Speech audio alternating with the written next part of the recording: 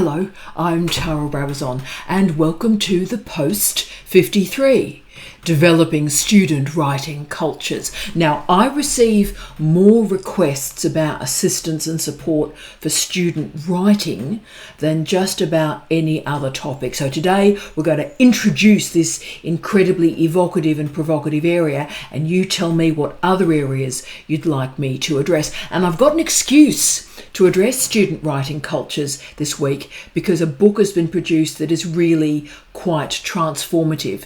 And this book has been edited by Anne Ruggers-Geer, and it's titled Developing Writers in Higher Education, a Longitudinal Study.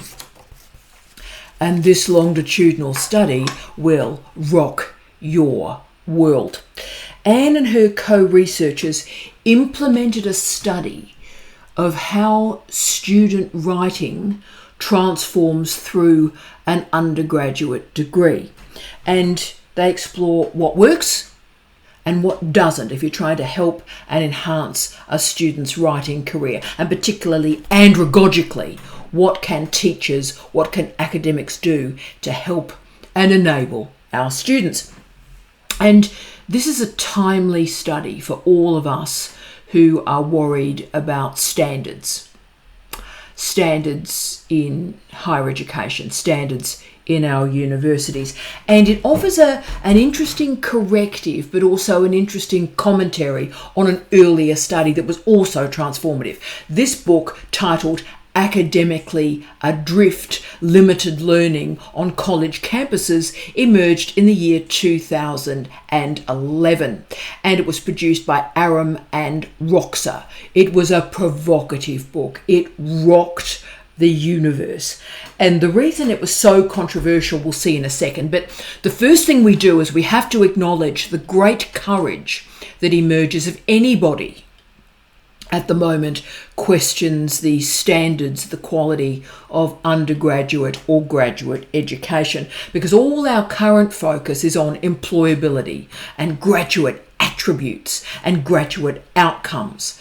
And it's a much more difficult conversation to enact if we're talking about academic or intellectual standards. Now, Richard Aram and Josipa Roxa stated that the quality of undergraduate education is no longer this sort of silent fear that exists, whispers in the corridor between academics. No, it's now much more serious. The quality of education in our universities is now a concern of public policy professionals, politicians, and also employers. A lot's going wrong, and this conversation really matters. They present a longitudinal study locating the barriers to learning in our undergraduate degrees. The impact of students spending time on, quote, non-academic activities is clear. So drinking, but also socialising, results in a lack of preparation for academic study. So, yep, we know that. And they state, quote, many students come to college not only poorly prepared by prior schooling for the highly demanding academic tasks that lie in front of them, but more troubling still, they enter college with attitudes, norms, and values that are often at odds with academic commitment. End of quote. So this is, of course, the conventional argument that you hear academics make all the time, that students are underprepared when they walk onto a university campus and they're just not ready to do the work that is required of them when they're at a university. Okay, now we all agree with that, that's fine. But then Aram and Roxa implement a knight's move, and it's a powerful one. They state, quote, if one is to cast aspersions on student cultures that exist on college campuses today, one would do well to focus equal attention on faculty cultures and aspirations, end of quote. And of course, the North American phrase faculty is used to describe academic staff or academics in much of the rest of the world. So what they've done is blame for academic standards for students. That's not placed on the students themselves, but on academic expectations and the capacity of academics to teach. Ooh. So Aram and Roxer focus strongly on the disconnection between academics and students, starting with the conventional but correct argument that doctoral programs do not help academics become better teachers. As you've heard me say thousands of times, doctoral degree is fantastic, but the one thing it doesn't teach you how to do is how to teach undergraduate students. It also doesn't teach you how to supervise PhD students, but that's a whole other conversation we'll have. So this is all about the importance of subject expertise, and I want to really focus on subject or disciplinary expertise today. And the wonderful Narelle Hunter, Jamie Quinton and me, we've been doing some provocative work clustering around the phrase digital literacy in the last couple of years. And the digital literacy conversation, I think, dovetails quite nicely into this. But basically, what is required to create a successful learning environment for undergraduate students? Oh yeah, that's a question. What about specialist teaching and learning in education, in graduate education? So should we now be forcing academics to do some sort of teaching and learning and educational qualification? Because, do we know what we're doing? Do we know how to enact curricular design? Do we know how to activate an information scaffold? Do we know what we're doing when we configure assessment? Now that's a great question too.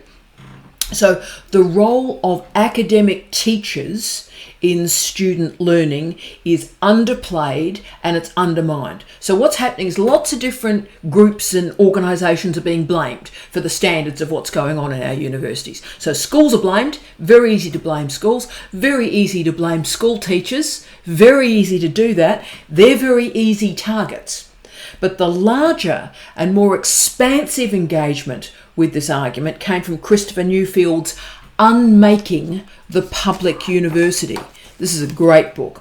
And he tracks what's been happening to our universities in, if you will, the post-industrial age. And he describes what he has seen through his academic career. And he describes this as, quote, intellectual and imaginative decline, end of quote. The failure rates, the attrition rates in our university, the lack of preparation for hard yakka work in universities, and the disparities we see in degree success and completion on the basis of gender and on the basis of race makes for pretty horrific reading. And look, I'll also make the obvious post-COVID point as well. I've taught online since 1997. I am that old.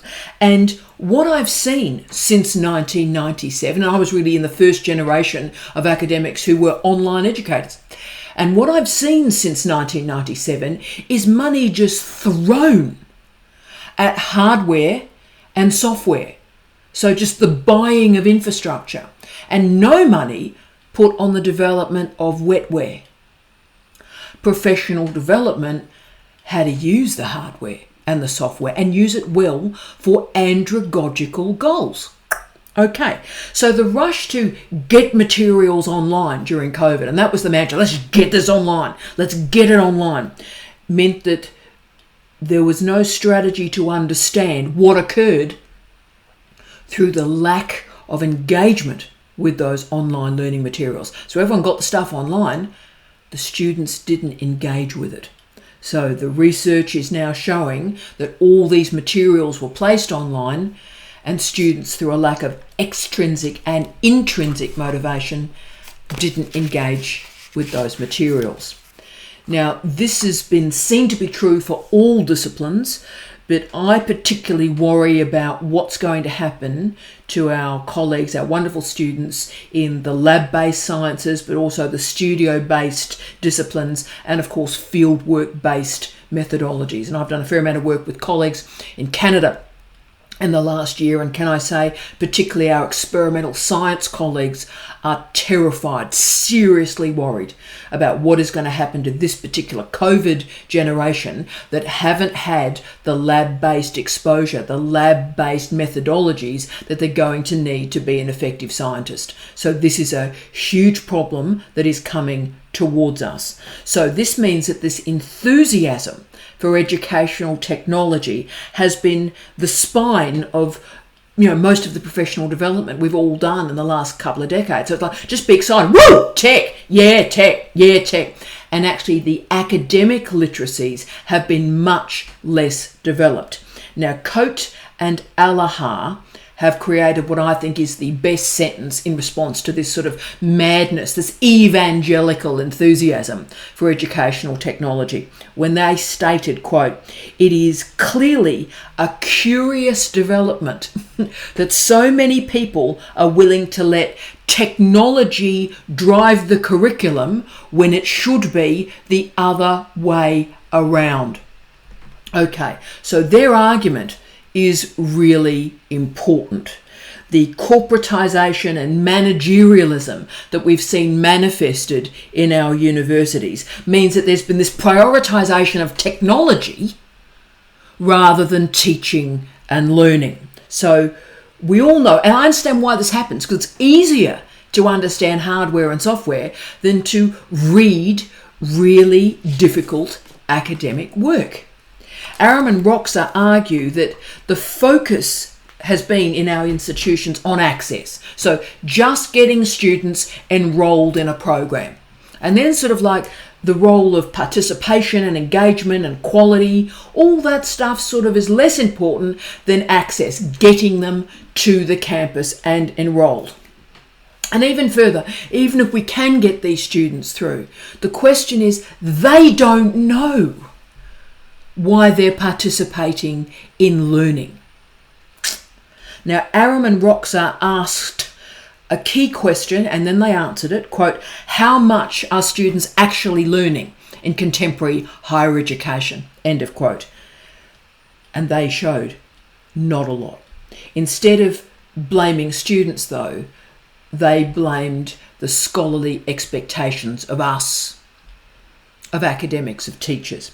And they found that 50% of students in their study had not enrolled in a single course that required more than 20 pages of writing in an entire semester and had more than 40 pages of reading a week. So in other words, students are not doing enough reading, nowhere near, and they're not doing enough writing. And that's what their study showed. Aram and Roxa therefore offered a clear maxim for us all to take forward. Quote, "When faculty have high expectations, student learning improves." End of quote. The issue is how academics understand, how we understand and we activate these expectations. How do we activate motivation in our students? Particularly when we're thinking about the future of doctoral education, which of course is my daily breath, my life. Only when academics can lift the expectations on ourselves can student learning become the core function of higher education, rather than sort of this accidental byproduct of research. Like students sort of learn somehow, we'll do our research and just the crumbs from the table become teaching and learning. What if we say that student learning is the core goal of our universities? Think about how our universities would change. If students are underprepared into undergraduate education without expertise in methodology, epistemology and ontology, and they do not hold the disciplinary literacies, the understanding of the discipline, and they have no expertise in academic literacies, the reading and the writing, then we are in real trouble. And then, of course, what happens to the PhD program? Well, doctoral education, its standards decline because we're doing so much work during the doctoral candidature that should have been done in honours, should have been done in a capstone course, should have been done in a master's degree. So we're spending a lot of time doing what the undergraduate degree should have done in doctoral education. That's our problem. Now, this for me is a big area. This is the biggest threat to higher education. And so this is all very depressing. I know this is an incredibly depressing start to the post.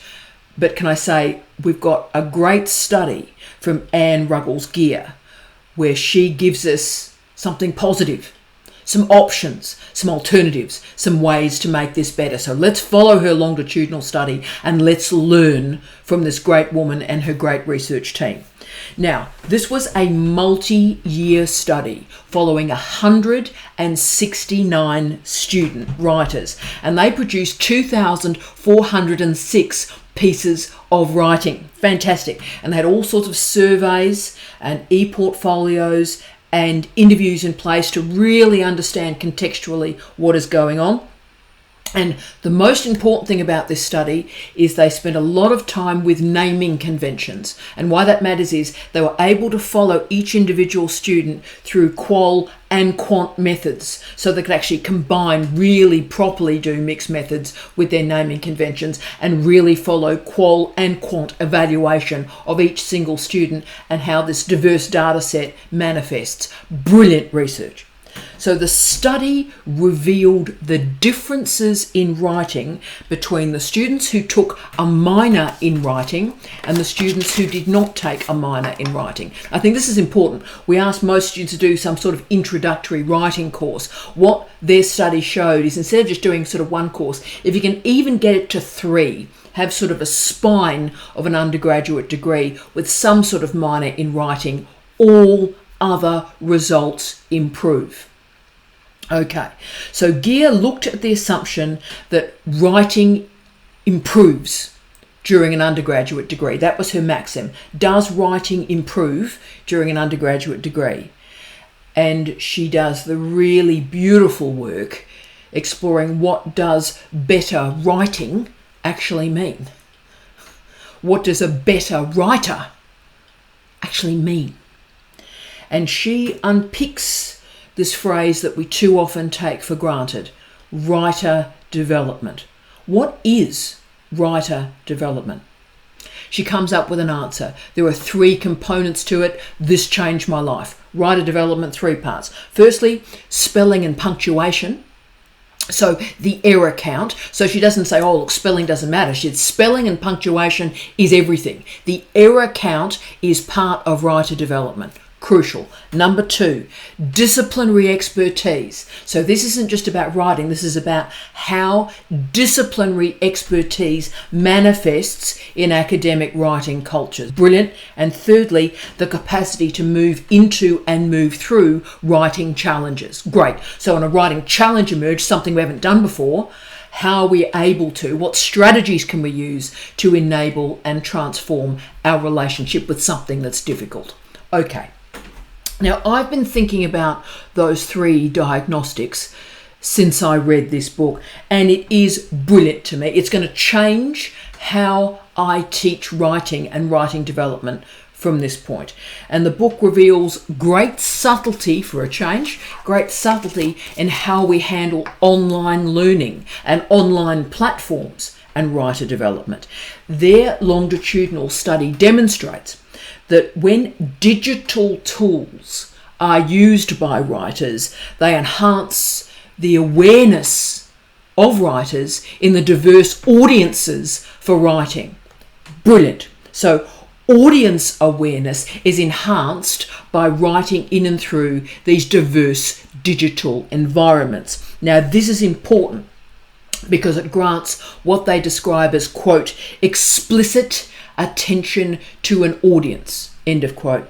And when explicit attention to an audience is in place, students become aware of writing genres. Writing genres. So their study also reveals the challenges of academic feedback. This bit will blow your head off. It absolutely destroyed me, really. And this section of the study was completed by Emily Wilson and Justine Post. It was brilliant. And they showed that feedback from an instructor did not indicate that the students were learning in any way, shape or form about how to improve their writing. Let me explain. They argued that students are increasingly dependent on instructor feedback. And that meant the students were not learning in and of themselves why the feedback was required. What was the point of the feedback? So they received feedback, made these small incremental changes, but didn't understand why they were making those changes. Now, I've seen the consequences of that in doctoral education in the last couple of years. And I think tracked changes of drafts, that's making this whole situation worse. So what happens is students receive feedback from their supervisor through track changes. They accept all and they don't know why those changes were made in the first place. I cannot tell you the consequences of that in doctoral education at the moment, and I'm going to have to start doing something different, because at the moment students are not aware of the errors that they are making, and they're simply accepting the feedback from the supervisor and not knowing why the error was there in the first place. This is very, very serious. So what our researchers recommend in this case is we focus much more attention on writing genres, the writing genre. Now, you've heard me say so often in this series and in the last video series that the PhD is a writing genre. It has particular characteristics that don't exist in other modes of writing. So when students start to recognize, oh, right, that's a genre, the PhD is a writing genre, then they start to demonstrate, quote, expertise in discourse, community knowledge, end of quote. That is absolutely brilliant. Discourse, community knowledge. So they suddenly realize, all right, I'm in this intellectual community and there are particular expectations of me in this academic community, and particularly when I write in particular modes or genres. Here we go. So the key relationship that is shown in these longitudinal studies is that students must enable, they must build the relationship between writing skills and disciplinary expertise. This is it. So just writing skills, that's not enough. Just learning about chemistry, that's not enough. They need to build the relationship between these formations. And at the moment, our universities are failing. They're failing in the development of the relationship between content, epistemology, and methodology. So writing and writing competence works incredibly well if we start to think about the phrase genre-specific community. That's how we improve writing. Without this degree of subtlety, unfortunately, the students in this study only configured two domains of writing, only two types of writing, academic writing and creative writing. They're the two types of writing that are available for these students, academic writing and creative writing. So again, of course, firstly, the capacity for innovative writing genres to emerge between academic writing and creative writing, that wasn't even part of the story. But also, the complete separation and the lack of subtlety in the configuration of these two domains was specifically investigated by Ryan McCarty. And this is crucial, this changed my life, this. What Ryan revealed is the benefits of students comparing diverse writing in different contexts. So, he argues that students are able to understand disciplinary literacies, disciplinary genres, when they read outside of their discipline and outside of their genre. So they learn by comparison. Now, he produced a really strong analysis, and can I say, Narelle, Jamie, in my work, we are showing similar results. We're coming from curricular design and also theoretical work, and we're revealing similar results, can I say. That students gain, Their writing improves when they gain a sense of identity as a member of a disciplinary community. Let me explain what that means. Think about the question, what does it mean to write like a microbiologist? What does that mean? Now, that question is answered and enabled through participation in labs, participation in research projects, and journal clubs, for example. And these contexts all allow a reflection on the nature of scientific writing. So for all my academic colleagues out there, this is a moment for us, I think, where we have to ask ourselves, how often do we teach like this? How often do we teach with this degree of clarity and alertness? Do we teach how to write like a chemist? How to write like an historian? How to write like a criminologist? Now, I have done this. I taught first year students for 20 years, and I did enact this type of work, how to write like a cultural studies scholar, but I did it in a pretty unsubtle, sort of gothic kind of way. I know that'll come as a surprise to you, but I put up in the first lecture of first year, I wish I was joking, the first lecture of first year, a full page of words and phrases that were banned in the course. So students were not allowed to use these words and phrases. And I had a page of them. And they included stuff like everyone, no one, everything. Everyone agrees with me. Most people think this, mass culture, right? And the reason why I banned these words is I wanted to move their mind furniture a bit, and I wanted to stop them reverting back to their taken for granted writing patterns. I wanted to create a new type of writing. Right. Now, I did this to subvert them, to challenge their way of thinking in a university. But the longitudinal research actually showed that I did a pretty good job. That's actually what we need to be doing, but obviously with a little bit more subtlety and care than my sort of goth, here's the banned list. Can't use any of this. And of course, the subtle response, why that was actually the right thing to do, is what we're trying to do in university is stop students from using what are called generality markers. Always, never, everyone, no one, people.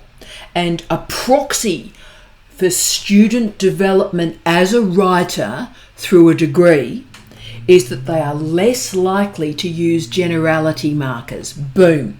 So that means through their degree, they use fewer generalizations. They also show a lot less certainty, more rigor, and more evidence to make their case. The key final research outcome from this study was a recognition that, quote, writing can be never fully mastered, end of quote. So what they're arguing, quite rightly, is that we're all students of writing, but experienced writers have something that we need to teach to the next generation, because experienced writers have the ability to manage challenges and problems and changes in their writing. So it means we have an unfamiliar writing task in front of us, but experienced writers have the ability to manage that unfamiliar task because we have policies and procedures and protocols and strategies that we have deployed in the past to overcome such problems and issues and differences. Now, most importantly, experienced writers exhibit multimodal expertise. What that means is they're able to build up verbal and sonic and textual relationships. So what they've trialed in one particular area, one particular platform, they're able to understand that expertise and move it to another sphere, another genre, and another platform. Wow. So this is powerful, and wow, this is important. If you think about it, through all of our formal educational years, writing too often is segmented. You know, think about primary school and secondary school and university, and let alone sort of life, post-university writing careers.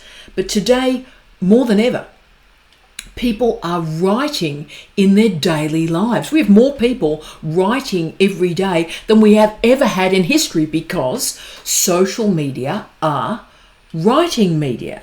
So writing has never mattered more to more of the population than it does now. And the findings offered in this longitudinal study, and this will chill your soul, is that they locate this enormous gap between what students think they're doing in their writing and what they are actually producing. So students think they are producing particular skills in their writing, but they're not. And they're not even aware that that's not what they're producing. So there's a consciousness gap. So they are talking about elements of their writing that they are not enacting.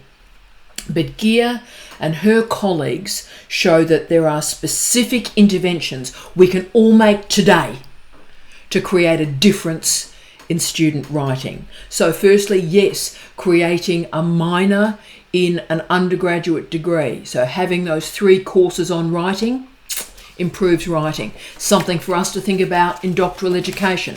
Do we have basically nano learning or micro credentials on the way through about student writing through a doctoral program?